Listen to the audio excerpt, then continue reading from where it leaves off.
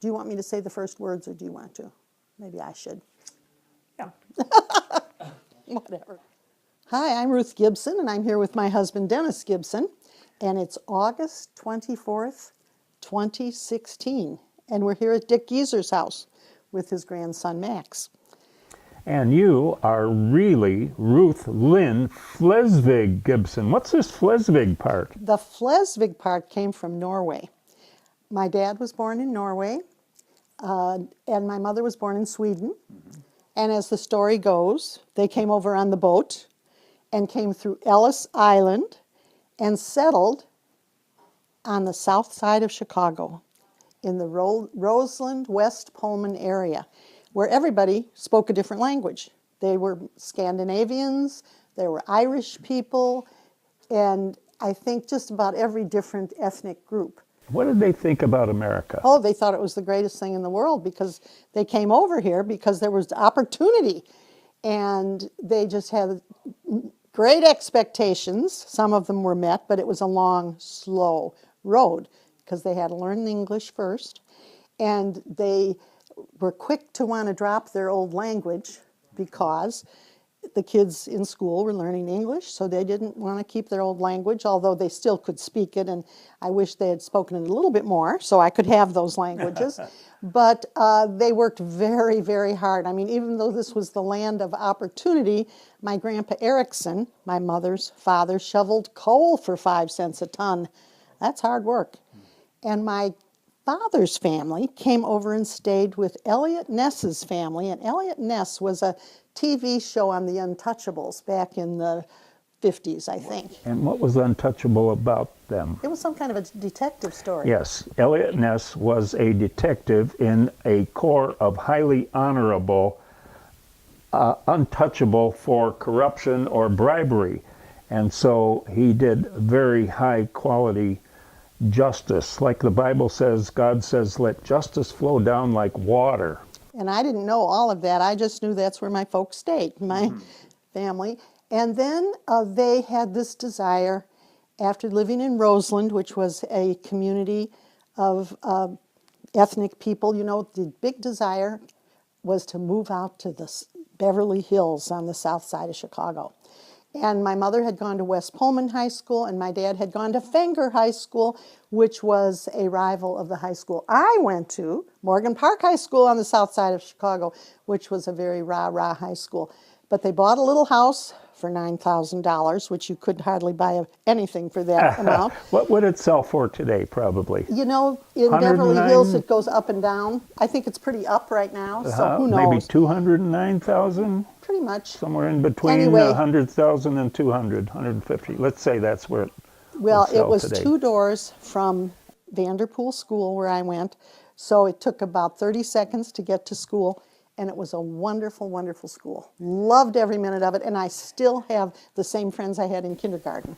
And I'm going to say the wonderful part for you was probably the social things that went on. It was very social, yes. And not, I can hardly wait to get to my English class. Well, I liked Right. English, but I Oh, will okay. say this. One of the things the kids in my grade school did was they would, after school, Tuesday afternoons, everyone went to Mrs. Huffnagel's Bible Club, Child Evangelism Bible Club. And the whole neighborhood went down in her cellar where we sat on orange crates, and they had scripture verses written on what they called shirt cardboards along the wall with crayons, no magic markers at that time. And she presented the Old Testament stories and told how they led to the New Testament stories, and that was the beginning of my faith as I remember it. And the same with my sister and my brother and most of my friends I went to grade school. Now, you are on a roll, and knowing these stories about you, I'm eager for you to tell these people the particular day when Mrs. Huffnagel asked you to linger in her basement. You I were was 8 years old? I was 8 years old, and she had a little cotton couch over on the side. Everybody else sat on orange crates, but there was a little cotton green couch, and she had me sit there for a minute and asked me if I had ever accepted Jesus into my heart. And I said, "Oh, are you supposed to do that?" Didn't occur to me. And I did it, And I count that as the beginning of my Christian faith. How Mrs. did you do Huffnagel's it? Bible Like Club. what words did you say, or did she say it for you, or Well, how she did you helped do me, it? and I just said, Jesus, I know I'm a sinner, and I'm inviting you into my heart. And there was no question about it that that was my moment of faith. And something really, really neat happened. And I've only put this together recently. At that same year, which was like 1944, I got a pen pal in England, and I have been writing to her for 70 years. And I asked her one day, how did you become a Christian? And it was through a neighborhood Bible club. How cool is that? Now, you were born on May 25th, 1937. It was a good year. And I was born about 3 months later, August 30th, 1937, at Swedish Covenant Hospital on the north side of Chicago. And one of my early memories was living on the north side of Chicago. I was about 3 years old, and I remember my mom and dad made a big fuss of taking a picture of me, and I was aware that this picture was going to live and maybe even live longer than I would, and that many people would look at it, and I said, I'm never going to forget this moment. And So how old were you? I was 3, Okay. and I deliberately made it a part of my memory. And when I look at that photograph now, it's just the way I photographed it mentally. I was with a scrapbook or coloring book where I had a page that I was working on, and I can still see that. And this has been a way I have lived life always, that is, while living my life, also standing outside of it and watching it and thinking about it.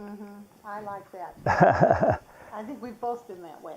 And I've been very fascinated as a kid with how my mom and dad related with each other and their adult friends. And then tragically, when I was 11 years old, my mom and dad were fighting verbally in the kitchen. And I had seen them hugging each other and laughing together. I knew they loved each other. And I was puzzled how any people who love each other can be so mean to each other. And I tried my first effort at marriage counseling. I said to them, Mom and Dad, don't fight with each other. And they completely ignored me because they were so wrapped up in trying to beat the other one at this word game. And I remember it was obvious their marriage was falling apart and they were going to break up, and Dad would leave the home. And I went to bed that night with them still loud in the kitchen, and I couldn't fall asleep, and the feeling was as if an earthquake had happened underneath me and that I was falling, because my world was falling apart. Our family was falling apart. And that raised a curiosity in me that led to the career that I have today at age 78, going on 79 in less than a week, and led me to a career change from chemical engineering, in which I got my bachelor's degree in 1960 from Northwestern University, north of Chicago.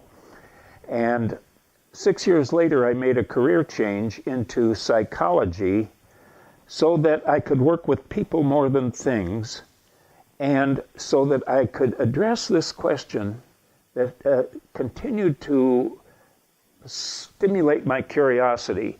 How is it that people who love each other, a husband and wife, can be mean to each other? And so that still is a subject of great interest to me, but it also is my sweet spot in the work that I do to earn a living, is counseling husbands and wives who fight with each other.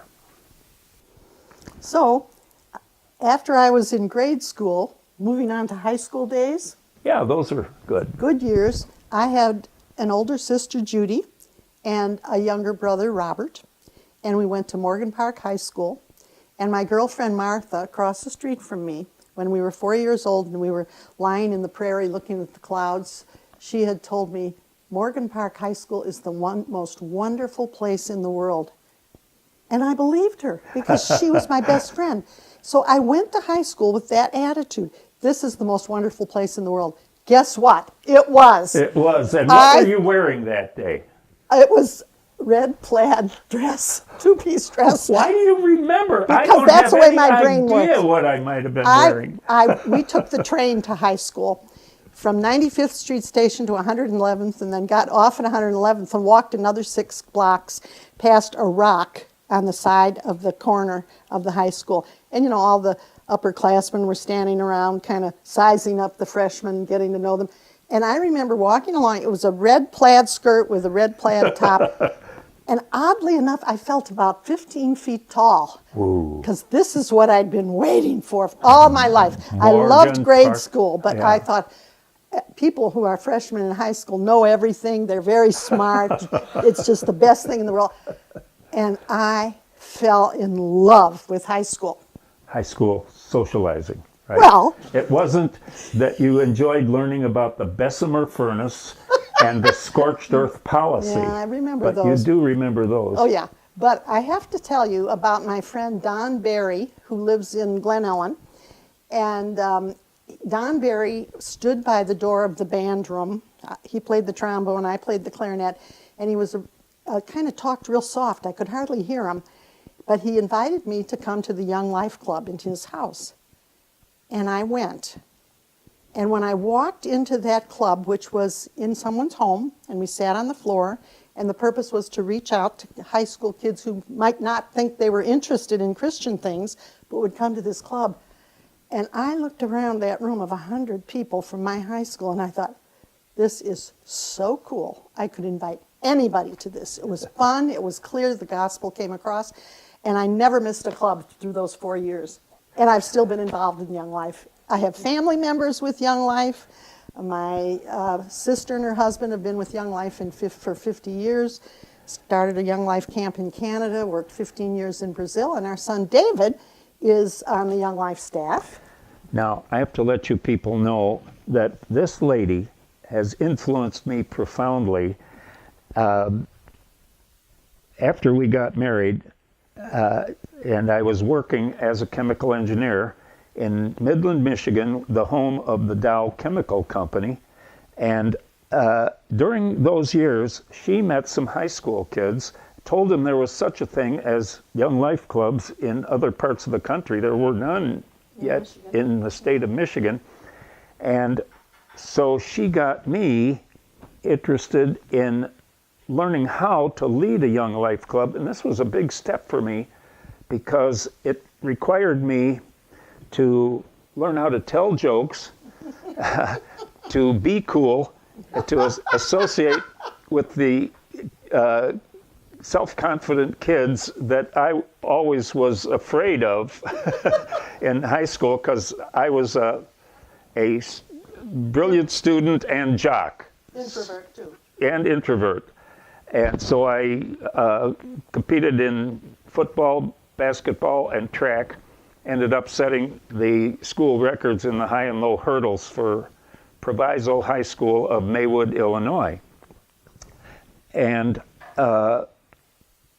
had a little bit of Young Life experience in my high school, but hers was much more intense and much more educational about how to do Young Life. And we went to the ranches. We did a lot of leadership training, college prep, how to be a leader, how to stick with the faith when you go to college, all that stuff. And so in that time when, in 1962, was when we started that first Young Life Club in Midland, Michigan, and actually in the whole state of Michigan.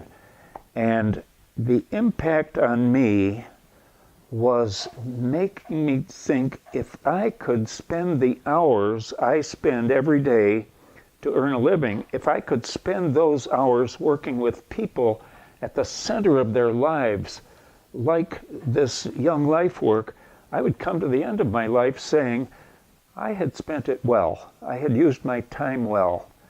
And so I went into what seemed to me to be most directly at the center of people's lives, that is, doing psychotherapy. So I got a PhD in clinical psychology from the University of Minnesota in 1970.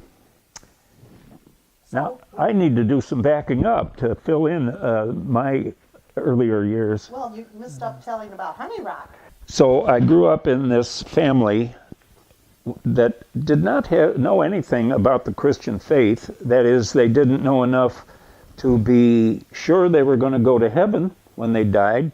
They didn't think about it or just assumed that it's like the American Indian happy hunting ground, that everyone automatically goes there. And I assumed, especially because I was an American, I was going to go to heaven when I died. But I loved outdoor things, still do. Seeing the majesty of God right here where we're sitting now. I'm looking out at some beautifully verdant, lush with green leaves, big maple trees. And I love those. They give me awe and wonder and a deep sense in here somewhere of gratitude and of desire to be at least as good a creation of God as that beautiful tree is.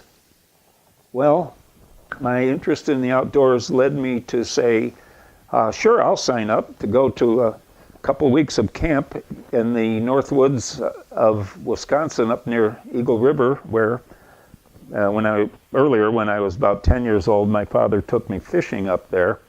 So I knew the area a little bit, knew that I loved it. And partway through this, toward the end of this camping experience,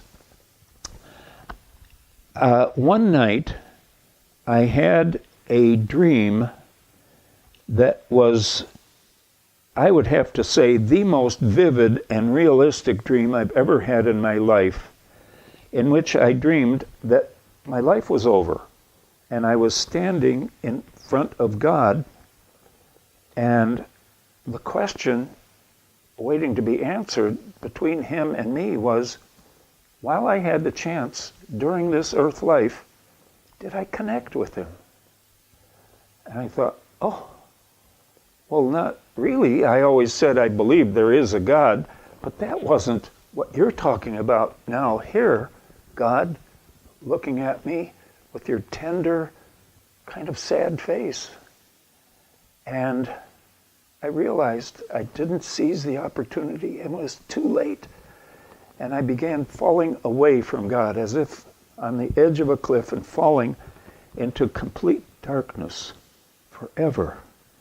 And I was filled with a deep, burning sense of regret. Oh, if only, and now it's too late, and I have nothing. There's no gravity, no sound, no light,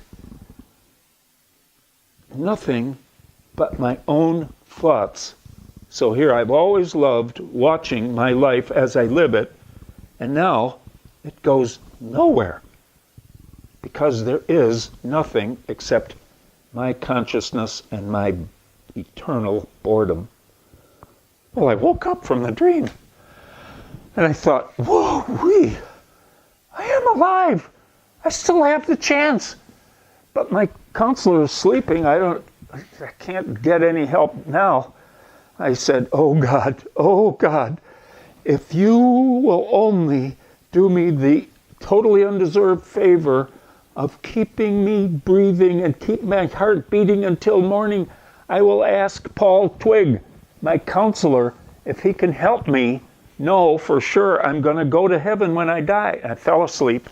Next thing I knew, it was light out.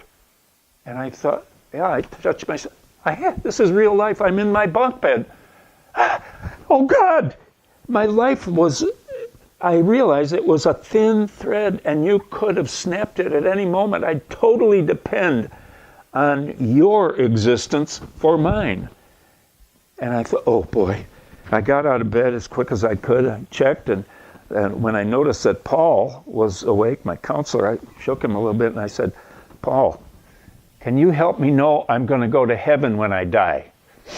And he rolled over and said, I think I can help you with that. I later came to realize that was the whole purpose for this camp, was to help kids like me come to a moment like I was ready for. And so, with Paul's help, I talked to God and I said, yes, whatever it takes for me to go your way, to be with you forever, I'm saying yes to that right now. And I walked out of that cabin with the recognition, again, watching myself, what did I just do and what does it mean? I said, this will always be the most important turning point in my life, because I turned from being unconnected to God to being personally, gratefully connected to Him and wanting to bring to Him a source of pleasure so that He would be glad He created human beings, including me. So, we met the summer of 53. Yeah, well, I was 15 going on 16. You were, as an older woman, you were Just already 16. And we happened that summer to be working at a camp again in Michigan. And it was Saugatuck, Michigan. It was Westminster Lodge, which was run by the Chicago Presbyterian Church. And I went there because my sister had worked there before me. And everybody in my group of people in my high school worked at camps in the summer, and a lot of them came to that camp. And so I went to that camp in 52 and worked all summer in the camp store and worked all summer in 1953, and you came up in 53 for the first time, and that's how we met. And I was checking out the cute girls as they arrived. I got there the first week, the first group of workers, and I saw these girls that started arriving said, oh, is Fles here yet? Fles. I heard this name, F-L-E-S, for Fles Big. And I thought, maiden name. So, catchy name. And who is this Fles? She certainly seemed to be a spirit leader of some kind among her friends, whom she had convinced to come and work at the church, or at the church camp here, the Westminster Lodge. So I asked her out to a star lecture on the beach there, Lake Michigan. And after it was all over and we were talking, the conversation was very lively between us. We had such a click of our personalities and interests, a lot of laughing. And I realized I had made a promise to God that I would never let myself get seriously involved with a girl who was not a Christian. So I thought, okay, I'm going to have to make this known to her somehow. And she popped a question, what are your plans for after high school? And I said, well, I'd like to go to college, preferably because I want to go to a Christian college, to Wheaton College, because being a Christian is the most important thing in my life. And you said... I said, oh, Denny, I just knew you were a Christian. It just showed through. And I thought, oh, glory. I have 2 more months with this lady. And when that summer was over, I had the greatest grief experience of my life. August 20th, 1953, I had to go home for football practice to get ready for the season of my junior year. And I had to say goodbye to you, and I actually wanted to continue. I want August 1953 to never end, that just each day, like August 19th, would keep repeating forever, and nothing else would happen. I wouldn't have to play football, and I could live with you for the rest of my life.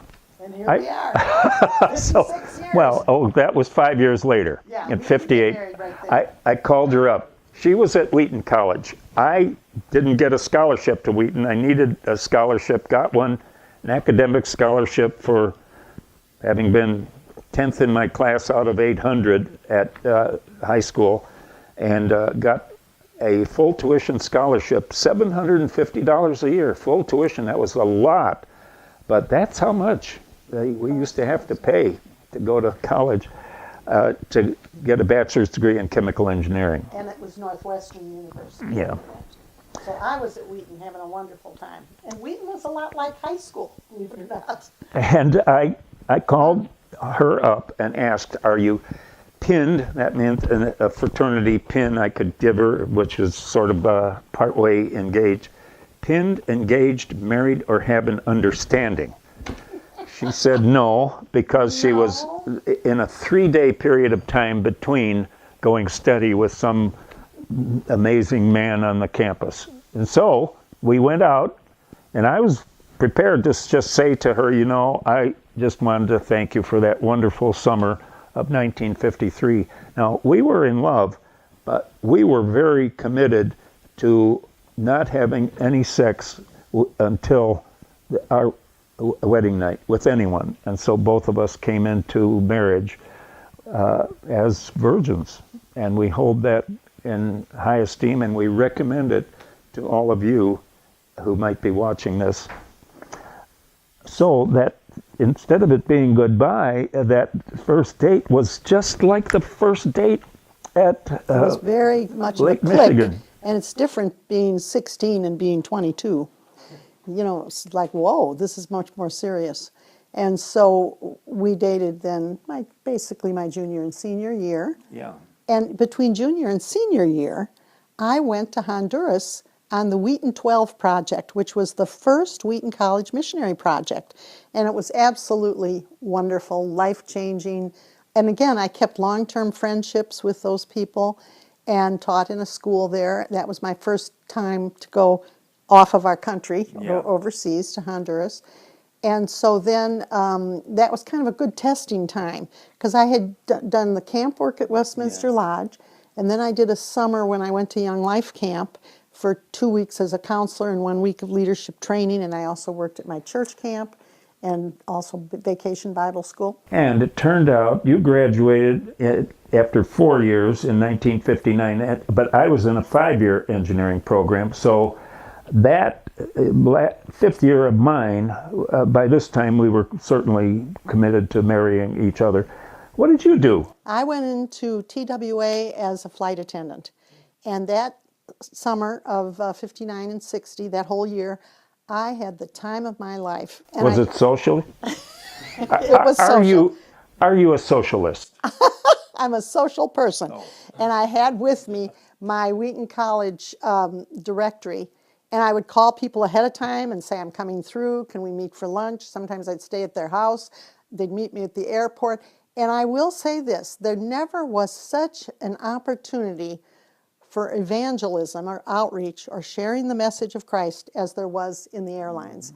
And I'm totally committed to the fact that, you know, there's no such thing as just a professional missionary or a vocational person who shares. In other words, all work is holy work. I mean, whether you're changing diapers or mowing a lawn, you do it to the glory of God. And, you know, I read something just the other day, or got it on the internet maybe, and it said this, you know, sometimes we think to ourselves, you know, I have to do the dishes, or I have to go to work, or I have to mow the lawn. I get to do the dishes. I get to change the diapers. It's a privilege to do the tasks we're called to do in this life. It's a privilege to wash the pots and pans. It's a privilege to serve. It was a privilege and joy for me to get married to you on June 18th, 1960.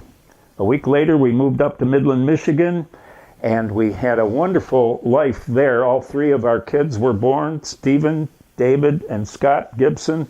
And we started the Young Life Club. We loved being in the Midland Reformed Church there. And it was another grief experience to say goodbye. We left that church because he needed to go to graduate school in Minnesota. But we started a Young Life Club up there, too. Yeah. And well, then finally, we came to Wheaton, to live here in Wheaton in 1973, because our own parents were starting to get to the point where they needed us as parents to them as their abilities started to fail. And that gave birth to a book that And we that wrote. book was the sandwich years, the years in which we found ourselves where we're caring for the elderly and have young adult children growing up. And that's a whole story that has been also a ministry for us. Besides writing the book, we've done a lot of seminars on that. So since we've been in Wheaton particularly, we've had the privilege of doing a lot of speaking engagements, talking about either the sandwich years or marriage and family. And there's nothing more important than the family. And we went one time on a weekend vacation up to the cheese country of southern Wisconsin near the town of Mount Horeb. There's a tourist attraction called Little Norway. Yeah, Little Norway, near Mount Horeb. Yeah. And we went on a tour. And the little tour guide in her authentic Norwegian costume brought us into this little house, which was like a little cabin, brought us up to the master bedroom, which barely had room just for a bed and a little stool over in the corner. And she said, "This is the sorry chair." And we thought, well, it did look like a sorry chair. You know, it was Pretty kind of sorry just a little shape. bench. And she said, if the couple is ever mad at each other, When they come up here to go to bed on a 30-degree below zero freezing central winter heating, night, they sit on the sorry chair till one of the other says, "I'm sorry," because they're saying, don't let the sun go down on your wrath. that's The written by the scripture Apostle Paul, and we find it in Ephesians 4:26. does. So I thought, boy, these old Norwegian farmers had the scripture in mind in building the sorry chair. And some people would say to us, well, you know, we'd be up for weeks because we can't solve our problems, right? Life is full of problems. And here's the key thing, folks. You sit on the chair or whatever the decision is between you that you make when you're married. We're not going to go to bed mad. And when you say, "I'm sorry, will you forgive me, and I love you," it's not talking about feelings. It's talking about the commitment that you made.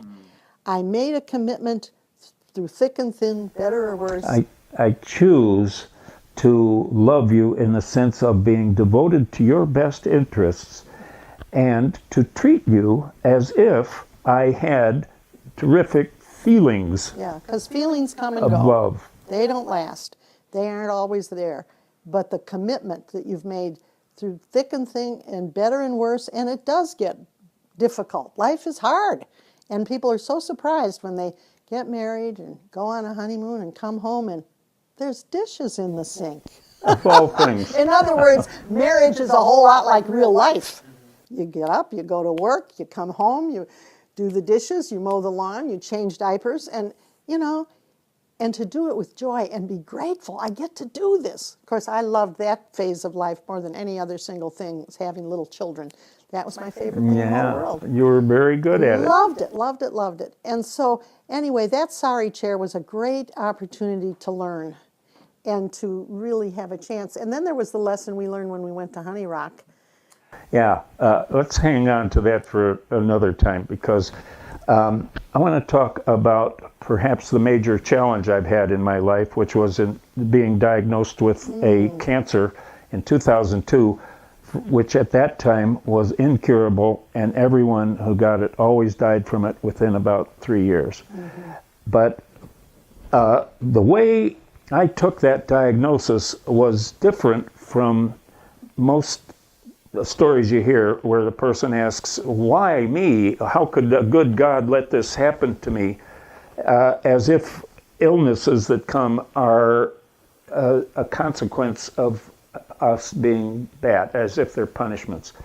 I didn't ask that, and I didn't say, "Oh, well, okay, it's all over." Instead, a fire ignited in me, and I said, "I'm going to beat this thing one way or another." And I learned about a treatment in Germany that was in the experimental stage that was showing very good results. So I called the man in Germany and asked, "Can I come over there and get this treatment?" In other words, I wasn't going to let anything stop me. I'm going after the best thing, not the standard treatment. That has these bad statistics. I want something with a better chance. And so he said, "You don't have to come here. You can get this kind of treatment in your country, in Seattle." So I flew out to Seattle and talked with a doctor there. He said, actually, down in Houston, Texas, they're doing the new chemotherapy that we use as a part of our treatment. And so you ought to use what they're doing. And I came back home to the Chicago area, and the guy in Texas said, well, you don't have to come down here to get it. You can have our protocol, our formula, our treatment. I can fax you a copy and you can show it to the doctor who's going to work with you. I called the doctor at Northwestern. He said, I've heard of that treatment, but I've never done it yet. I'd be willing to be your doctor, and that we'll both learn something. Well, went through it, and here I am, 14 years later. I went through that treatment, and I've been through 3 other treatments, each of them giving me another 5 years of life. And so at our church, Wheaton Bible Church, where we're members, because I was on the prayer list back in 2002, they thought I was going to die. Now, every time they see me, they ask, how are you? And they call me their miracle man. So partly, I'm kind of prideful that I was a fighter and I brought it about. But this was, I have to say, miracle after miracle, and people praying for me, and God answering these prayers and giving me an assignment to tell this story to you, that medically, don't take a diagnosis of an impossible disease, don't take it as impossible. Fight it, beat it. Keep talking with God about it. God, I'm willing to die if that is the outcome here, but I am giving myself all of my abilities to giving you something to work with to prolong my life. And as a part of that, I have a keen awareness of wanting each hour of my living to count. And maritally, a lot of what I do to be transformed by the renewing of my mind is when I disagree with you about which side of a pot ought to be cleaned first in the kitchen sink. I think to myself, okay, this is something I would miss about Ruth if she died. If I didn't have her anymore, I'd be thrilled to have her here cleaning a pot the wrong way. Yeah, that's a good According point. to me, the wrong way. I do think we have learned more about marriage in the last year than we've ever learned before. And I attribute it to the fact that we have been into the scripture more than ever. There's something about sitting down at the table, reading together, and the scripture seems to penetrate. We're seeming to get it more than ever. And it is transformational. And learning, what was Jesus talking about when he said this? What did he mean? And I have felt that spiritual growth. I mean, we all kind of stumble along and learn as we go, and I feel we've learned more, and therefore our relationship is better than ever. I would say so, and I'm thrilled. That's a good thing. So, Shake, partner. I wonder if we have time to tell them one more story here. One time I went up to Honey Rock with my youngest son Scott for a family camp, which was a wonderful thing.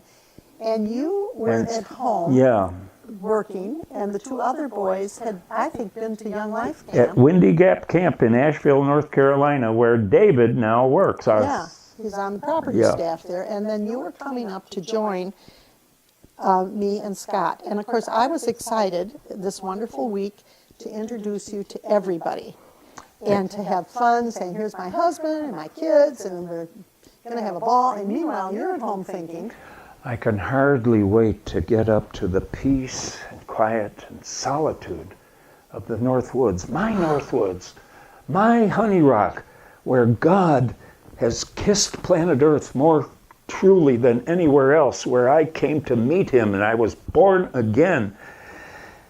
And when I got there and wanted to go off and hug a birch tree, my wife accosted me. You've got to come and meet these people, and let's go to dinner now and meet these people. And I sensed he was dragging his feet. And we literally have a picture from Honey Rock of these heels dug into the sand. Permanent. And I thought, now, why is he not excited about this? Why is he not just jumping for joy to meet all the people? And he was just sort of dragging his feet, wanting to be the solitary monk, you know. Well, what we realized was that we had two different sets of expectations. I expected him to come up and be real social and meet all the fun people, and he expected to come up and commune with a birch tree, you know. Well, we had to practice what we preach because we do family seminars on this subject. And that's where we got the term merging traffic. When you merge onto 294, you don't just crash in, you get in the merging lane. And we needed to talk ahead of time about the fact we're getting back together. We've got our two different expectations. We sat down in a cabin and really talked this out. And there's a principle that's important here, and that is quick to listen, slow to speak, slow to anger, because anger doesn't do the will of God, and to want to be understanding of the other person even before we're understood. And most of the time in conversations, people are eager to be understood, but forget about the understanding part. Of because, the other person. yeah, there's sort of a fear in people when they're at their worst that if I don't get my point across, I'll be diminished, I'll be belittled, and we need to get over that and say, no, the important thing is you hearing what you have to say. So we sat together in that cabin up at Honey Rock and talked to each other about this and realized our merging traffic expectations. And by the way, we use that term almost every day. We'll say, don't forget we're merging traffic when I get back from the grocery store. So we got to merge gently. And we came up with a very sensible agreement, Yeah. which is that at the coffee times, when there's the Social best times. socializing, that I would make myself available to you to introduce me to anyone you want to, and I would not pout. He would come on enthusiastically, and then I would give him my blessing for the time he needed to go alone in the woods or sit by the water and be doing his quiet monk-like meditation. So here we were, these two different personalities, able to make a good go of it. And another thing, when you get this kind of pair up, one is social, one is a little less social, and you're getting more social all the time. Oh, great progress, huh? When you go to your spouse's high school reunion, college reunion, family reunion, you go with enthusiasm. I have so many people I know who say, oh, I don't want to go to her reunion. I don't know those people. And I say, hey, you get to know them. You walk into that room and you find the other lonely person and you love them and enjoy them. Always go with enthusiasm when you decide to go. No feet dragging. And you've been wonderful at that. You've Oh, accepted thank you. my whole thing. Yeah, Lock, stock, and barrel. yeah, great. Well, I have loved this opportunity. Here we are speaking to some people of the future from today, and your life, your situation will be different from ours. Probably your American culture will be less friendly toward people who talk about Jesus, talk about there even being a God, that he's a good God, he knows what he's doing, he's in charge of everything, and we are in good hands under his care, and he is not obligated to give us what we demand. He's not like a genie in fairy tales that implements the human being's desire and calls the human being master. No, God is master, and for us to tell this story and represent this makes us like a pinch of salt in a culture. And what you're talking about brings to my mind the sovereignty of God, the free will of man, and how does prayer fit into it all? And we don't know all the answers to that. We have little tiny pea brains, and God has the big picture. There's a lot of things we don't get or understand. But if we have a close relationship with him, we're able to handle the times when we don't understand the sovereignty of God, and we just don't get it. But we keep hanging on because we trust and we believe, and we made that decision many years ago to believe. And it helps life to have much more sense if we can have that anchor and keep it Christ-centered. Nice working with you, Mrs. Gibson. Thank you.